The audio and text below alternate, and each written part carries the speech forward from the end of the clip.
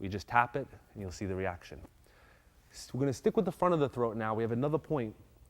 We're going to follow, there's a muscle in the neck called the sternocleidoid mastoid muscle. This muscle extends from the collarbone to the base of the skull. We use this muscle almost as an anatomical landmark to find a lot of the points we're working on. The next point lies between this muscle and the tip of the windpipe. So you have the Adam's apple, the little bump. Right between those 2 points is a point called stomach 9. All right? And this point is a very special point because it has 2 things going on. Number 1, we have the nerve. But number 2, we have something in there called a baroreceptor, which basically means it monitors your blood pressure and it lets you know if your heart's beating properly. It controls whether your heart beats faster or slower. When this point is struck, it tricks your body into thinking that your heart is beating too fast and it slows it down. In consequence, since your heart's not beating fast, it actually makes you pass out momentarily. They also call it a vasovagal faint, which is something that in medical terms, a lot of times people that have their neckties too tight, they'll turn their neck and they'll pass out. And what's happening is it's actually pressing into that point, and as they turn, they apply more pressure. This is a very easy point to cause a knockout, but it's a little bit on the dangerous side. So when you practice, we tend to use blunted weapons, meaning the edge of the hand or the forearm. We wouldn't want to go in with our fingers as we can do permanent injury in that region. All right, so we have the pit of the neck, we have lateral to the Adam's apple. Now we're going to go up a little further, very close to where the triple warmer 17 point was, but on the underside of the jaw. We have a point called small intestine 17. This point is an excellent point to be used in squeezing applications as in a choking move. And what this actually does is, this is the neck artery that goes to the brain on both sides. So as in a judo choke where you try to compress both sides of the neck, by simply reaching in and squeezing, you can apply the same amount of force as a full choke with very little effort. And when struck, it will cause unconscious. The basic angle for this point is up and in towards the opposite side. So if the dummy was facing, or the person was facing you, you'd want to strike it towards the opposite side of the head region. We're going to go back to this one for a second because we didn't go over the proper angle. For the stomach 9 point, what we want to do is we want to make sure that we're coming in at a 45-degree angle towards the spine. And this could be a 45-degree angle going in an upward motion or a 45-degree angle coming in a downward motion. But it's not straight and it's not across. 45, like you were coming out the opposite side of the neck. Okay? As we turn them further, we're going to go into one of the better points called gallbladder 20. This point is located at the base of the skull. In most people, it's where the haircut stops. You'll feel a little hole there. It's a spot that you massage when you have a headache. In opposite, when we strike it, it tends to give somebody a headache and it makes them pass out. This point there's a very big nerve in this region. When struck, it's actually one of the easiest points to cause unconsciousness. But again, it lies in the back of the head, so in a self-defense or fighting situation, sometimes it's not accessible. But again, if you can imagine a person punching or you moving to the outside, it becomes a primary target there. Okay, now, so far what we covered was the neck region. We're going to go into a little bit of the shoulder, like where the neck and the chest combine. Along the collarbone is another anatomical landmark that we look for because we use this to find our points. We have 2 points that actually work together. We have a point called stomach 12, which is in this big depression between the trapezius muscle and the collarbone. And we have stomach 11, which is on the opposite side of the throat point. So on that muscle, where this muscle comes down, right over here. So what we actually have is 1, 2, 3 points in a straight line, and most people aren't as big as Bob, and they're actually closer to each other on a real person. So if one was to go in with fingertip pressure, you would certainly activate 1 or more of the 3. So again, we have a situation where you don't have to be exactly accurate. You don't have to look for just 1 point. You just have to find where the collarbone is, and this one is activated with fingertip pressure only. We don't strike this one. Fingers go in, we press it, it tends to buckle the legs or bring the person to the ground. The last point in this region is actually on the top of this big muscle. Right at the apex, the highest point, dead center. It's going to be a little hard to see, so we're just going to tilt them a little bit. Right over here. It's called gallbladder 21. This point is actually a branch of this nerve up here. Being that it's further away from the neck and it has a big muscle to support it, it requires more force. But when this point is struck, the person goes down to the ground. Mostly we use this point in a grappling situation. If the opponent was coming in to shoot at you, we use our forearms to actually strike into these points to stop his motion and then go into another technique. If we had our choice as far as striking, there's really no reason to go for this point because the other points in the area are much more sensitive. But if he was in a forward position, we couldn't access those. These points become very important. Some people, you can actually just squeeze this point and drop them. But if somebody's very developed up there, it requires a forearm or a fist striking down. And it's on a slight angle in and towards the chest, coming down this way. Okay, we're going to be bringing John back in again. And what we're going to do is go over the points we just covered on the neck and shoulder region, explain different ways to activate them. This way you get a better understanding of their use. First one we're going to cover is the pit of the throat, conception vessel 22. This point in a grappling situation can be pressed to control distance, and with severe force we can actually bring him to the ground. We're not going to do that to him though. The main use of this point is with a fingertip strike. Now it's a little bit different than a karate fingertip strike. We're not going to be shooting in this way. It's almost like a poking motion. So if I use his chest as an example, all we're going to do is this. Now, the advantage of this motion is if I bring my hand here and he brings his hands up to block, and I try to touch his chest, if I do it slow, he can slap it down. So as I come in, he's going to move as quick as he can, I'm going to move as quick as I can. He has no chance of blocking it. That's how fast this move is. So this means if his hands were down and my hands were down, and he made any aggressive motion forward, it would be very easy to go into that point. It's an excellent setup point. It's excellent because it's a straight line to the target. It's excellent because it requires very little force. And there's another thing, the way we activate it, our hand tends to come on a 45-degree angle. In a fight situation, his vision will tend to focus forward towards my shoulder or face area. If he's looking straight at me, he doesn't even see this until it gets there. So if I was coming up this way, he sees it, maybe he can block. If we're in close and I shoot up this way, it's below what we call his line of sight.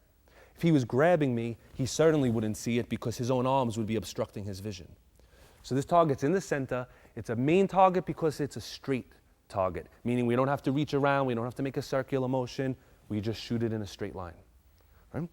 So again, fingertip pressure using a strike, or we can use the thumb or the fingers to press to bring him down. Next point we're going to do is the stomach 9 point, lateral to the Adam's apple, between this muscle and the cartilage. The first application we're going to use is off of some type of an attack. We're going to actually take our thumb, place it in there, and very slowly we're going to squeeze, and we can bring him down with it. Again, when squeezing the neck region, exercise extreme care. You do it very slowly. Generally, all you need to see is that look, and then legs start to buckle. The main use for this point is this is one of our instant knockout blows, which anybody should be able to effect a knockout using this region. This one is struck mainly with the edge of the hand and the forearm. The main reason for that is if he turns his neck, if I line my pinky up with his ear, my hand fits perfectly into this region. So it's almost like this point was made for my hand. Any other hand formation doesn't quite fit exactly as well. So as he's looking this way, this just fits right in. Right, in karate they call it a knife hand block or a shudo block, and we just shoot it in. So if he was throwing a punch, we shoot it right into this area, right into this area. If he was grabbing, we would start with an arm point, finish right in that area. Now, if we were using our forearm, if we don't want to be as accurate, we just take the whole forearm region and swing it in this motion. If you notice, it connects perfectly on a 45-degree angle, which is what we need, and it covers that point. The advantage of using the forearm is more safety in that I can't hit his windpipe. I'm basically hitting a big surface. And it's good for me because I don't have to be accurate. Instead of looking for the point and trying to place my hand, I could just swing my arm this way and be guaranteed of hitting something. So forearm blow is excellent, or if a little more training, the edge of the hand blow fits into that point. And we can use thumb pressure with one or both thumbs to bring him down to the ground. Remember, 2 points are always better than one. If you squeeze one in, he starts to go. If you squeeze two at the same time, he would drop with even more pain. The next point we're going to cover is called small intestine 17. If you remember, it's at the bottom of the jaw where the neck, that same muscle, the sternocleidomastoid mastoid muscle, and the jawbone, there's a little hollow pocket there. And it basically lies right in this region. There's a V that is formed here. Now, this can also be struck with the edge of the hand, either a back arm blow or an inward blow. This becomes a very good technique when his body is tilted. If we brought him down first, this actually is very exposed to finish him off in this region here. What we also use this for is a choking technique. If he was coming in with a punch, we can squeeze both of these, we bring him to the ground, and instantly you see his eyes close and he starts to pass out from it. And what we're doing is obstructing the arteries on both sides of the neck at the same time. So again, we have a squeezing application and we have striking application into the same area. All right, the last point we're going to cover on the neck region is the gallbladder 20 point, right in the back. And again, if you look at that muscle again, remember it connects all the way up here. It's right behind the muscle, below the skull at the base. So as he turns, we'll show it on him, he's got a perfect haircut. Right where this little point is, that's the point, right there. Now, if you're facing him, it wouldn't make a lot of sense to pass all of these other points to go for this one. But imagine a situation where if he grabbed and punched, and your arm was here already, as you brought it back, we would strike it in this direction. And generally we'll strike with this bone here or with our thumb knuckle here. And we'll try to hit it into the point. It's called the ridge hand strike. And we're here and strike back. It can be if he was grabbing with both hands, we can bring him in and strike both of them together. Now another really good application for this is if we turn him. If we go back to what we did on the very first part of the series, we used the arm to turn him sideways. As we struck the arm point and he turned, the point back there becomes exposed. We're going to show that on the other side. Right now his point is lying here, I can't get to it. We hit this point, he's just turned and exposed it for me. So even if you're not behind him, you may be in front of him, situation may lend it to where you end up turning him and that's the only point that's exposed. Because basically the rest of his skull is very well protected. There are points there, but they're not very sensitive, so we do not use this area. So this is our main point that we go for in the back. We could be struck with a palm, hammer fist, open hand strike, even a forearm strike, depending on your positioning. We're going to move into the shoulder and the collarbone region. Now, we had the conception vessel 22 point at the pit of the throat. If he turns his head sharply that way, you can see this little muscle bulge here. Right on the opposite side of this little tendon is what we call the stomach 11 point. With one fingertip pressure, we can put him right down to the ground. About 2 inches over from that point, you're going to feel a big hole right here, which we put on the bob dummy. We had 22, we had this one. Now we're going to move over above the collarbone, and same thing, fingertip pressure brings him down.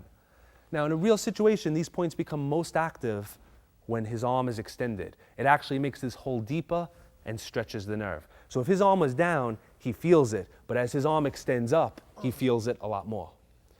What's good about these 3 points, 1, 2, 3, is you don't have to look for one or the other. He grabs, you take all of your fingers, and you just shoot him in. Now I think I got 2 of them there, but it's possible I got all 3 actually. Don't try to pick one, don't be fancy, don't take one finger and try to hit the point. If you miss, you'll be left with nothing. All your fingers, go over the collarbone, let them go in, press down. So this is a pressing application. Okay, the last point on the shoulder region is exactly at the apex of the trapezius muscle. So basically we divide his neck and his shoulder in half this way, and we divide it in half this way. And this is where we're going. And we could actually press it and get some effect. Because this is a big muscle, the muscle actually protects and the point lies underneath it. So generally we want to strike it inward this way or using our forearm. If he was coming forward like to shoot to do the takedown, we would actually use our forearms on this point to stop him. Because of the angle, we may not knock him out, but what we'll do is stop his motion, which will allow us to set up something else. What we're going to do is just show this point the effect of it. We're going to have him throw a punch, we're going to block it, and we're just going to put some downward pressure. And the thing to watch for is his legs. Watch where his legs go. So as he comes in, we come down, and we drop him down. Okay, and we'll tend to give him a head rush. And remember, we knock him out on this side, we revive on the opposite side. All right, we massage, slap. Okay, and bring the energy back up.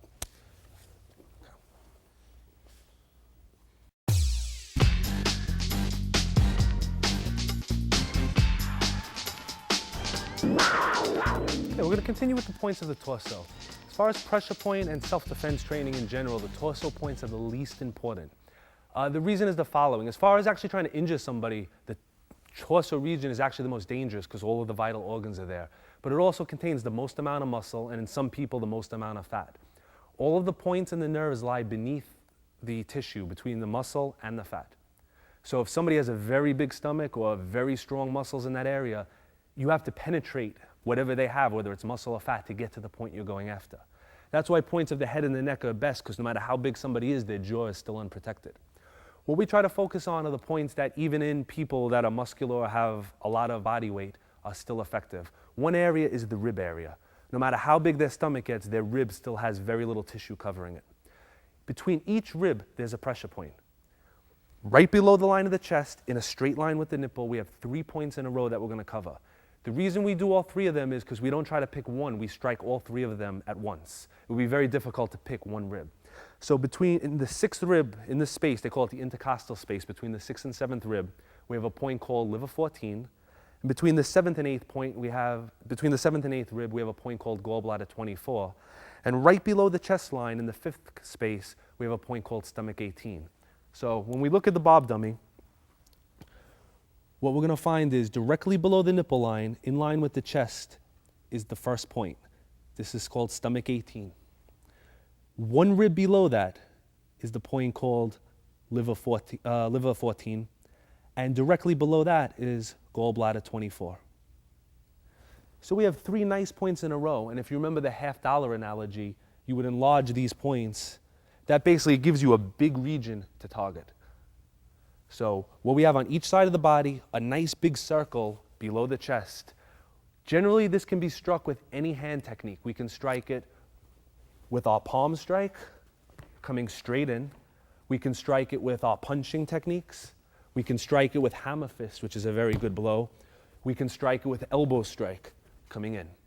We can also use kicking techniques, meaning if we can imagine a punching technique and we block his punching arm, we could bring our foot up and put the ball of the foot right into those points.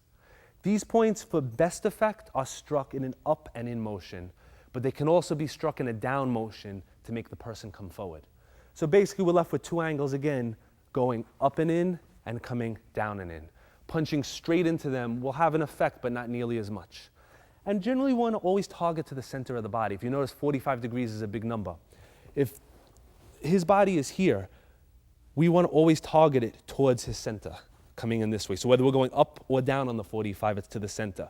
When we're on this point, we're targeting it towards his spine, towards the center. So generally, we want to put the power deep inside of his body. The next region we explore, we have big circle here, big circle here. We have this area right over here. We have the solar plexus, which lies between the border of the chest and the top of the stomach muscle. All right, anybody that's been hit in the solar plexus knows it knocks the wind out of you, paralyzes the diaphragm, makes you fall down coughing. And directly above that, we have a point between the nipple line that's actually called the heart-stopping point. This is one of the points where in Little League Baseball, sometimes kids get hit with the ball and their heart just stops for no reason. It's on this spot. Basically, these 2 points work together because if struck in an upward angle, you will hit one or both of them and it will affect the lungs and the heart region. If struck in a downward angle, you should take a big step backwards because the person's going to vomit on you because it affects the stomach. So you're either coming up or you're coming in a downward motion. And generally, if you were coming up, you would use the palm and catch up under the rib cage. And if you were going down, you would focus down with a punch. And again, this region could be kicked, but it's a little high up. You might not want to lift your foot that high. You can execute a side kick into the area or come up with a roundhouse kick to get that angle going up. The rib points are more important because if somebody, you see like Bob has a nice 6-pack here. Somebody has well-developed stomach muscle. The top of the stomach muscle is the strongest one. So if you have 1, 2, 3, 4 abdominal regions, the top one is very thick, the next one gets thinner, the next one gets thinner, and the bottom one is the thinnest of all. So that means he has the most protection here. So if he's not ready for it and you come in that area, the point is excellent, but if he's a trained fighter or he has his stomach muscle tense, he can actually take a shot in this region. The rib point, no matter how much he tightens his muscles, it's going to have the same effect. So in this region, primary target is going to be these 3. Now, the last target on this side, directly below this point on a diagonal going down, right, we're going to mark a point off right here. On a person, exactly where your elbow touches your ribs, right in front of it is a point called liver 13. This is the free end of the 11th rib, which means it's a rib that's not really attached. This point struck properly can actually pierce the kidney and cause the person to bleed internally, so we have to be very careful when striking this one. This one, too, is struck in an upward 45-degree motion. So it can be struck with a palm, with a knee strike. If somebody was punching, you can place an elbow into that point. But again, you have to be very careful because a nice hard blow is going to take the rib, which isn't attached in the back, and push it in towards the kidney region. Exactly opposite this point. So if a person has the elbow here, in front of the elbow was this point, behind the elbow is a point called gallbladder 25. This point lies directly over the kidney, right? If everybody feels behind their back, you'll feel a notch there, like a little hole, right where the love handle is, just behind the elbow. And this point is either pressed or struck in a 45-degree upward motion. So if a punch was coming in and you blocked, you would strike in an upward motion.